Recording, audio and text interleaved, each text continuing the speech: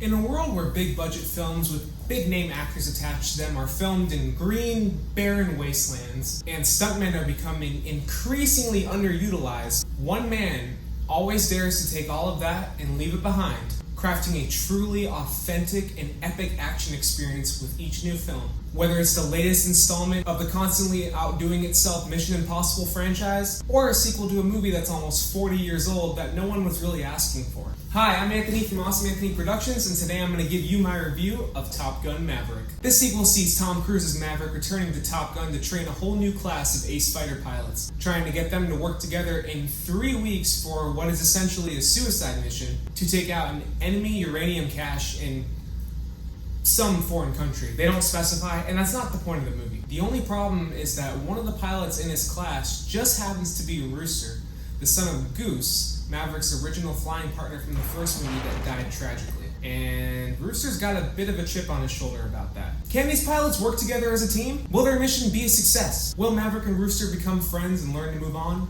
Will I ever stop talking in this weird old TV voice? Now, I never saw the first Top Gun, so I wasn't really that interested in this movie when I heard about it, until I saw the IMAX trailer and got a feel for those action scenes. You see, that's the one thing that sets this movie apart from all the other summer blockbusters out there. Tom Cruise and his dedication to realism. From running down the side of the Burj Khalifa, to holding onto a cargo plane as it's taking off, to doing halo jump after halo jump just to practice before you actually film the halo jump for a movie. By the way, halo jump stands for high altitude, low opening, and that's something that specialized military personnel do, not actors. Tom Cruise has taken the Mission Impossible franchise and catapulted it into the stratosphere with his insane, death-defying stunts that he really does almost every time, all to get that perfect shot. Is that a knife? Is that a real knife? Yes, it's a real knife. And that's exactly what he brings to Top Gun Maverick, but with the entire crew. Every flight scene is breathtaking, intense, beautiful, and real. Well, because it is. Tom Cruise, Miles Teller, and the rest of the new class of Top Gun pilots all actually flew the F-18s that are in this movie, and it makes all the difference in terms of the action. Tom Cruise apparently even worked with the Navy for over 15 months trying to figure out just how to put cameras inside and outside of those planes. You can feel every second of pulse-pounding action from in and outside the cockpit. Feel the adrenaline, the excitement, sometimes the sheer terror, and the G-force that affects these actors every time they go up in those planes. And the movie feels so authentic and exciting, with each flight scene outdoing the last, with the ending mission just being absolutely fantastic. I was on the edge of my seat, barely taking a breath through the whole thing. And the action isn't the only thing that works here. The performances are great too. Everyone serves their purpose and is given plenty to do and given enough time to interact with the stars, but Tom Cruise and Miles Teller are really the standouts here. Tom Cruise is charming as ever and commands every scene he's in, playing up Maverick's cockiness and coolness with a bit of a sympathetic edge that turns him into the perfect hero for this movie. I have to admit, I wasn't expecting an invitation back. They're called orders, Maverick.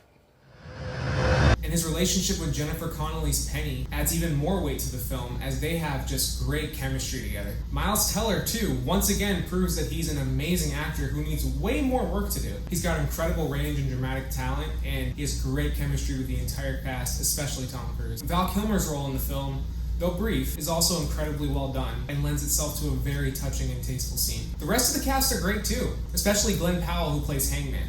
In the beginning, he seems like just another douchebag bully character there to be a rival to Rooster and a foil to Maverick. But as the movie goes on, he actually has a fully realized character arc, and it's pretty powerful. Joseph Kosinski's direction is on point here too. Ever since I saw Tron Legacy, I knew that this dude was talented, and he knows how to direct action and direct actors, definitely. Last but not least, Lorne Balfe once again collaborated with Tom Cruise for another movie to do the score, and his score is just awesome. He adds even more emotion to the dramatic scenes and plenty of intensity, and even plays up the lighthearted fun during some of the more fun scenes, like a certain scene that takes place on a beach. And it really was the perfect score for this film. Oh, and a little side note, this is yet another incredible movie that does everything right and completely avoids politics and current day issues. And that's enough for me to give it a wholehearted recommendation, regardless of all the other stuff that's just fantastic in this movie. That's all I got on Top Gun Maverick. Amazing action, great characters, good script. Really, this is like a perfect summer movie. Go check it out right away. If you liked this video and thought my review was entertaining or helpful, please leave a like.